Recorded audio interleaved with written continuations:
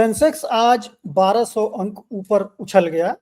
Nifty 24,200 के पार बंद हुआ और इस तरह से सिर्फ एक दिन में निवेशकों के एसेट्स में 9 लाख करोड़ रुपए का इजाफा हो गया। तो क्या बाजार ने डर को पीछे छोड़ दिया है? क्या ये एक राहत की रैली है या नई तेजी की शुरुआत है? क्या ये तेजी आगे भी जारी रहेगी? ऐसे कई सवाल आपके मन में आ रहे होंगे। आज इन्हीं सवालों पर बात करेंगे।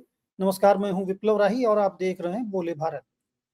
ऊपर जिन सवालों का हमने जिक्र किया उन पर आने से पहले ये भी समझेंगे कि बुधवार को जो तेजी आई उसके 5 बड़े कारण क्या हैं। लेकिन सबसे पहले नजर डाल लेते हैं उन आंकड़ों पर जिन्होंने आज सबको चौंका दिया और निवेशकों को खुश कर दिया। बुधवार को सेंसेक्स करीब 1264 अंक यानी 1.64% ऊपर बंद हुआ। निफ्टी भी करीब 1.63% उछलकर 24,231 पे क्लोज हुआ। इस तेजी के कारण निवेशकों की दौलत एक ही दिन में करीब 9 लाख करोड़ रुपए बढ़ गई, जैसा हमने आपको पहले बताया।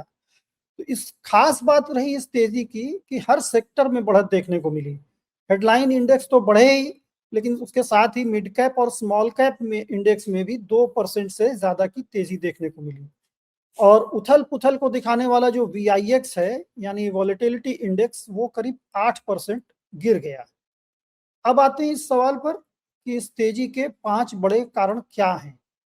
तो सबसे पहली वजह, जो ऑब्वियस वजह नजर आ रही है, वो है यूएस और ईरान के बीच जो बिगड़ते हालात नजर आ रहे थे, उसमें थोड़ी सी स्थिति सुधरी हुई दिखी है। यानी जो आशंका थी कि जितनी तेजी से स्थितियां बिगड़ जाएंगी, वैसा नहीं लग रहा है। पाकिस्तान ने फिर से बातचीत की मेजबानी की पेशकश की। लेबनान और इसराइल के बीच बातचीत थोड़ी सी पॉजिटिव नजर आई, हालात सुधरने के संकेत मिलने लगे। स्टेट ऑफ हॉर्मुज को लेकर के अमेरिका और ईरान के बीच जो तनातनी बढ़ती नजर आ रही थी, कड़े बयानबाजियां हुई, उसके बावजूद हालात बहुत ज्यादा बिगड़े नहीं। तो इन सब बातों का असर भी मार्केट पे पड़ा। कहीं ना कहीं निवेशकों को ऐसा लगा कि ग्लोबल अनसर्टेनिटी जो जितना वो सोच रहे थे उतनी नहीं बिगड़ने वाली है, कुछ भरोसा बढ़ा, जिसके कारण रिस्क ऑन सेंटिमेंट थोड़ा वापस लौटा। रिस्क ऑन सेंटिमेंट का मतलब होता है निवेशकों के मन में रिस्क लेने की हौसला, हिम्मत थोड़ी बढ़ जाती है, जिससे वो शेयर जैसे high risk high return investment की तरफ रुख करने लगते हैं। तो ये सेंटिमेंट थोड़ा मजबूत हुआ है। एक ये वजह रही। दूसरी एक बड़ी वजह रही जो क्रूड ऑयल यानी कच्चे तेल के प्राइसेस में, रेट्स में जो नरमी देखने को मिली। $100 के नीचे आ गया और 95-96 डॉलर के आसपास ब्रेंट क्रूड चल रहा है। तो जाहिर है कि ये काफी पॉजिटिव बात, मार्केट के लिए पॉजिटिव सिग्नल रहा। खासतौर पे भारत जैसे देश में जहाँ पे इंपोर्ट बिल काफी बड़ा होता है, काफी बड़ी मात्रा में क्रूड ऑयल और पेट्रोलियम प्रोडक्ट्स इंपोर्ट करते हैं, तो वो इंपोर्ट बिल घटना एक बड़ा राहत का मामला रहा और इकोनॉमी के लिए भी ये पॉजिटिव संकेत होता है। तो एक ये दूसरा बड़ा कारण ये था। तीसरा बड़ा कारण ये था कि रुपए में गिरावट भी थमी और थोड़ा रिकवरी भी, थोड़ी मजबूती भी नजर आई। इसका ये संकेत इससे जाता है कि भारतीय बाजार और मैक्रो स्टेबिलिटी पर विदेशी निवेशकों का भरोसा भी बढ़ा है।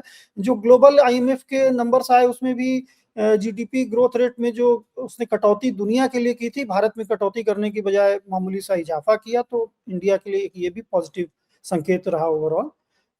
लेकिन एक चीज ध्यान रखें कि जियो पॉलिटिक्स पे निर्भरता अभी बनी हुई है। चौथी वजह तेजी की बात करें तो वो एक रही यूएस बॉन्ड यील्ड में गिरावट। 10 साल का जो बॉन्ड यील्ड है वो 4.24% के आसपास है और 2 साल की यील्ड जो है 3.74% के आसपास रही। तो बॉन्ड यील्ड जब थोड़ी नरम पड़ती है तो उसका असर ये होता है कि लिक्विडिटी एक तो इम्प्रूव होती है और इक्विटी मार्केट्स को सपोर्ट मिलता है। साथ ही जो इन्वेस्टर हैं बॉन्ड यील्ड घटने की वजह से इक्विटी की तरफ ज्यादा रुख करते हैं, तो उससे इक्विटी में फंड फ्लो बढ़ जाता है। तो ये भी एक वजह रही भारत में मार्केट में जो तेजी देखने को मिली। और पांचवा जो एक बड़ा कारण है वो ये रहा कि इंटरनेशनल लेवल पे और बड़े मार्केट्स में भी पॉजिटिव सिग्नल रहा। तो ये जो फैक्टर्स, वैसे भी जो इंटरनेशनल फैक्टर्स जो हमने गिनाए, उनका असर और दूसरे देशों के लिए भी पॉजिटिव रहा है, तो उनके मार्केट्स भी ऊपर रहे। नैस्डैक करीब 2% ऊपर रहा, कॉस्पी भी करीब 2% से ज्यादा ऊपर रहा, निकेई भी 0.44% ऊपर रहा, मतलब करीब आधा % ऊपर रहा। तो ये जब सारी दुनिया में एक पॉजिटिव सिग्नल मिला तो वो ग्लोबल मूड का असर भारतीय मार्केट में भी पड़ा और उसने भी इस रैली को ऐड किया। तो ये तो बात हुई कि भारतीय मार्केट में जो बुधवार को तेजी नजर आई, उसके 5 बड़े कारण क्या हैं। अब अगला सवाल ये कि इसमें आगे क्या हो सकता है, ये बड़ा सवाल रहता है। खासकर के ऐसे उथल पुथल वाले मार्केट में जब रोज आप देख रहे हैं कि ट्रेंड बदल रहा है, तो वैसे में रहता है जरूर दिमाग में कि आज रैली आई है लेकिन कल क्या होगा, क्या कल फिर से मार्केट गिर जाएगा या संभला रहेगा या आगे की तरफ बढ़ेगा।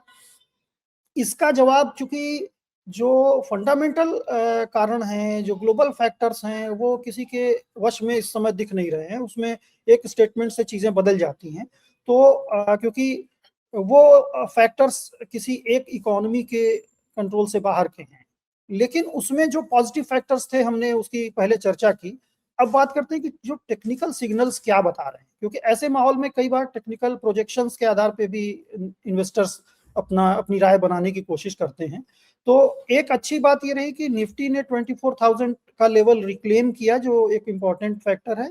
और ये 50 डे ईएमए यानी एक्सपोनेंशियल मूविंग एवरेज के ऊपर बंद हुआ। ये 50 डे ईएमए का इस्तेमाल किया जाता है मीडियम टर्म ट्रेंड्स की पहचान करने के लिए। तो इसके ऊपर बंद होने का मतलब है कि मीडियम टर्म जो है टेक्निकली पॉजिटिव नजर आ रहा है। इसके अलावा आरएसआई यानी रिलेटिव स्ट्रेंथ इंडेक्स और मोमेंटम इंडिकेटर्स भी पॉजिटिव हैं। तो ये सारे इंडिकेटर्स पॉजिटिव नजर आ रहे हैं, लेकिन कोई आगे के लिए स्ट्रेटजी बनाने के पहले रेजिस्टेंस जोन्स को भी ध्यान में रखना चाहिए। और फिलहाल निफ्टी के लिए रेजिस्टेंस का जो इमीडिएट हर्डल है वो 24,300 से 24,500 के बीच दिख रहा है, जबकि 24,800 के आसपास एक मेजर रेजिस्टेंस बना हुआ है। तो इसके ऊपर जाने की संभावना इस टेक्निकल प्रोजेक्शन के हिसाब से कम नजर आ रही है। और सपोर्ट जोन की बात करें तो 24,000 से 23,900 के बीच में एक सपोर्ट जोन भी दिख रहा है। तो लेकिन इससे नीचे इसका एक मतलब ये भी है कि अगर इससे नीचे जाता है तो सेंटीमेंट जो है वो ड्रास्टिकली चेंज भी हो सकता है। तो कुल मिलाकर के संकेत यही है कि ट्रेंड पॉजिटिव तो है, लेकिन रास्ता अभी आसान नहीं है, बल्कि उबड़ खाबड़ ही नजर आ रहा है।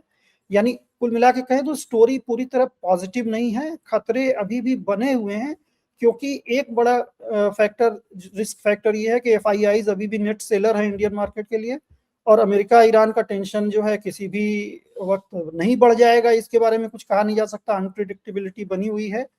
और सबसे बड़ा जो कंटिन्यूअसली एक बात जो हम बार बार दोहरा रहे हैं और जो बनी हुई है बात, वो ये है कि मार्केट अभी भी न्यूज पर डिपेंडेंस नजर आ रहा है। न्यूज पर डिपेंडेंसी मार्केट की कम नहीं हुई है। और ऐसे में सवाल ये होता है कि इस तरह के माहौल में इन्वेस्टर्स को करना क्या चाहिए, क्या स्ट्रेटजी अपनानी चाहिए। तो इसका जवाब वही है कि आप पैनिक मोड में ना आए, पेशेंस रखें और क्वालिटी स्टॉक्स पर फोकस कर सकते हैं जिनको इन्वेस्ट करना है, और बाई ऑन डिप्स की स्ट्रेटजी पर फोकस कर सकते हैं। और ओवरनाइट रिस्क से भी सावधान रहने की जरूरत है जो लोग शॉर्ट टर्म के लिए इन्वेस्ट करते हैं या ट्रेड करते हैं। क्योंकि रातों रात जब भारत सो रहा होता है तो दुनिया, वेस्टर्न वर्ल्ड में बहुत कुछ हो रहा होता है, तो एक ओवरनाइट रिस्क भी बना हुआ है। इसलिए कुल मिला के ये है कि तेजी भले ही दिख रही हो, लेकिन मौजूदा माहौल में सावधानी बरतना सबसे ज्यादा जरूरी है। आपका इस पूरे माहौल के बारे में क्या मानना है या आपके मन में क्या सवाल है, ये आप हमें कमेंट करके बता सकते हैं। और अगर हमारा वीडियो पसंद आया हो तो बोले भारत को लाइक और सब्सक्राइब जरूर करें। अगले वीडियो में फिर मिलेंगे इसी तरह के विश्लेषण के साथ। तब तक के लिए नमस्कार।